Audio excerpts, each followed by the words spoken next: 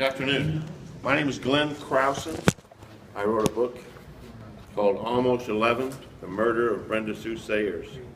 This is a nonfiction book. We call it a true crime drama, and it occurred in 1965 in a little town of Brawley, California, down in Imperial County.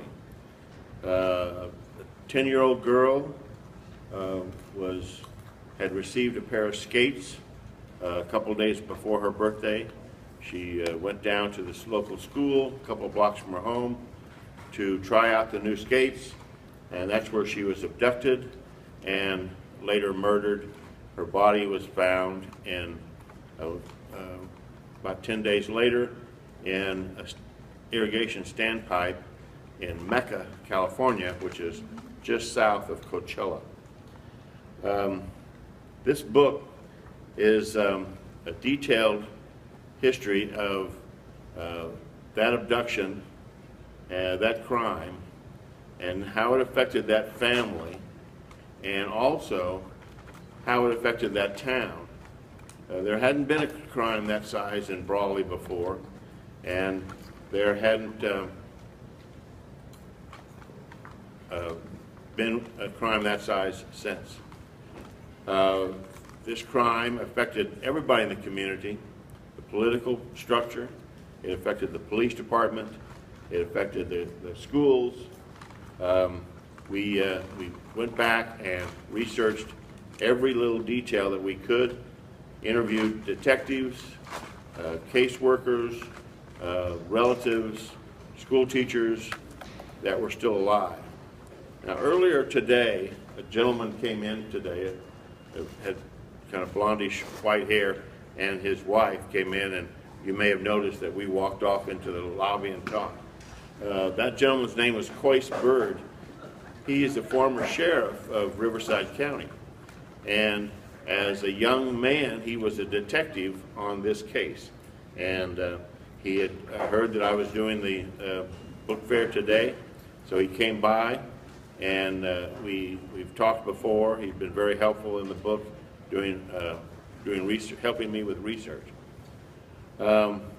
When the book goes beyond the crime, of course, it goes to the investigation. It covers the police departments of Imperial County, Brawley, Imperial County Sheriffs, Riverside County Sheriffs, and Indio Police Department.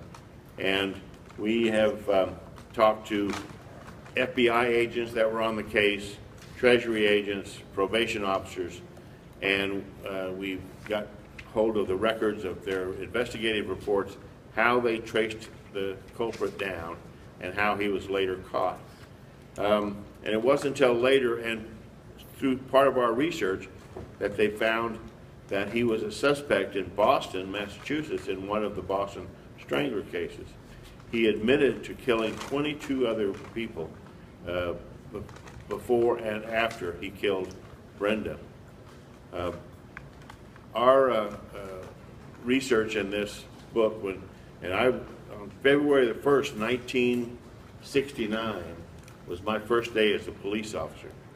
And we worked in Brawley at the police department. Obviously, that was after this crime.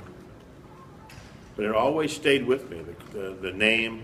And when I retired as a city manager about 4 years ago, we started doing research on this crime and found more information than what they had found out. So we feel it's a very interesting book. It's local. It has a lot to dealing with Fresno, San Jacinto, Gilman Springs, Brawley, Mecca, Indio, and we think it's very interesting, and we hope that if you have an opportunity, if this is your type of book, that you would give it a try. The book is doing very well. We just started publishing it in August of last year, and we're already, the 5-figure mark is already reached as publishing, and we feel very comfortable about it, and it's available everywhere you want to find a book, and if for some reason you can't find it, call me. I'll come over to your house and bring you one. And I also want to thank Beth and the library here for what they've done. This is very, very nice. About 4 years ago, when I first started writing the book, I thought, well, what is there? You know, you lock yourself up in a cabin in Big Bear, and you come out 6 months later, and you have a book in your hand. Well, I quickly found out that in a nonfiction book, it's not that easy to do.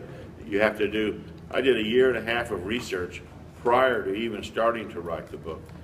And when I did start to write the book, I was invited, and I came to the new authors reading group that was put together here at the Grace Melman Library. And when there was 12 of us sitting around a table, and each one of us had to bring a chapter and give a copy to the other people around the table so they could follow along while we read one of our chapters. And about 4 or 5 people did that, and then everybody got a chance to critique each chapter. And it got to my turn, I was ready, but when it really got to my turn, I said, no, I'm not going to do it. I never was that great in school in the first place, and partially was because I didn't like to be graded. And when they encouraged me, and I came this close to packing my suitcase and my briefcase and everything and getting in the car and heading back home, thinking that this isn't for me. And they encouraged me and talked me into reading that chapter, that one chapter. And they basically were so encouraging and so supportive that I went home and rewrote that chapter, obviously, but then I was also able to finish the book within another 6 months and got it published. We're very happy with this book, and we are working on it. Our second book is supposed to be out in January. It's about a young girl, a young lady that was killed in Indio in 1990. But we hope that the true crime, if you're interested, you'll give us a chance.